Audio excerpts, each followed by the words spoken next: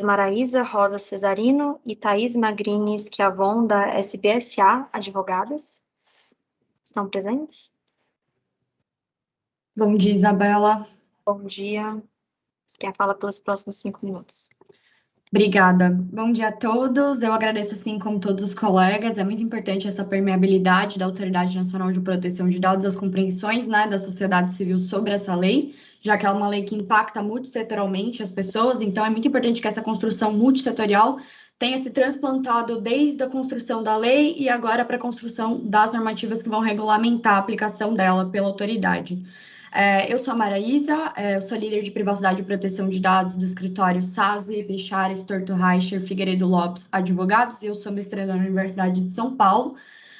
O escritório é especializado há mais de 20 anos em demandas da organização da sociedade civil, e por isso a gente traz um olhar que a gente percebeu que não foi completamente tomado, né, no momento de criação da legislação e agora no momento da regulamentação, que é o olhar justamente sobre o impacto que essa legislação tem no terceiro setor, né? A norma fiscalizatória, ela é muito completa, né? Algumas considerações iniciais que eu não vou repetir, porque os colegas já foram bastante exaustivos nesse ponto, mas existe uma preocupação, então, razoável com a possibilidade de sobreposição dos poderes fiscalizatórios, né? Dos diferentes agentes que podem ser responsabilizados pelo enforcement da lei, uma preocupação entre a disparidade de forças e também a dificuldade de exercer o direito à ampla defesa e o contraditório, e também reforçar uma função educativa e não apenas sancionatória da Autoridade Nacional de Proteção de Dados, né, tendo em vista que, como muitas pessoas já citaram aqui, muitos conceitos são novos, a lei é muito nova, apesar dos conceitos já terem sido bastante trabalhados em outros continentes, como a União Europeia,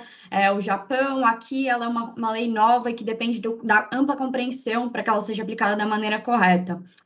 Algumas preocupações propriamente das organizações da sociedade civil dizem respeito especificamente ao público, que é o interlocutor dessas organizações, né? Então, muitas vezes são pessoas que estão em situação de vulnerabilidade social, que não necessariamente acessam a tecnologia, mas que têm os seus dados tratados em ampla maioria pelo Estado, para o acesso de benefícios da assistência social, por exemplo.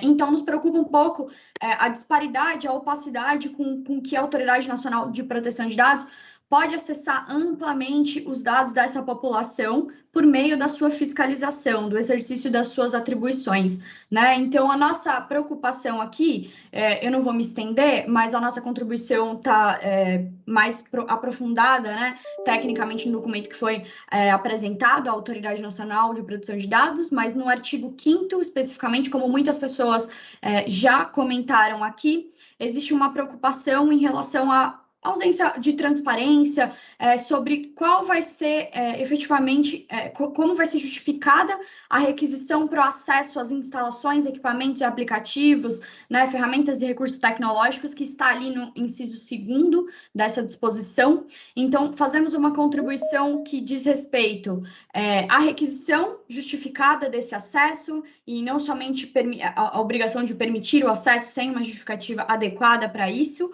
né? Então, que ele seja ali no parágrafo 1º uma alteração que diz respeito ao fato de que ele seja comprovadamente necessário para a consecução da finalidade fiscalizatória e não apenas necessário ao exercício efetivo das atribuições da autoridade.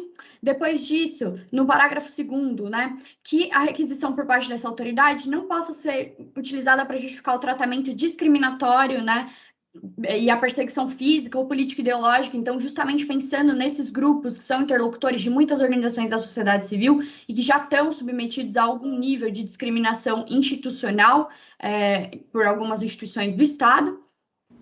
Depois disso, então, a gente tenta transplantar do marco regulatório das organizações da sociedade civil, então a Lei 13.019, um mecanismo de accountability para que essa fiscalização seja plasmada num relatório circunstanciado pela Autoridade Nacional de Proteção de Dados e que esse relatório seja disponibilizado no site, né, permitindo conhecimento e enviado às entidades fiscalizadas, né, aos agentes fiscalizados, para permitir o conhecimento dos esclarecimentos derivados dessa investigação e a providências que possam ensejar a revisão desse relatório, se for o caso, né? Então, como medida de accountability e também como medida de aumentar a ampla defesa do contraditório, que já foi aqui bem debatida por todos os outros expositores, né?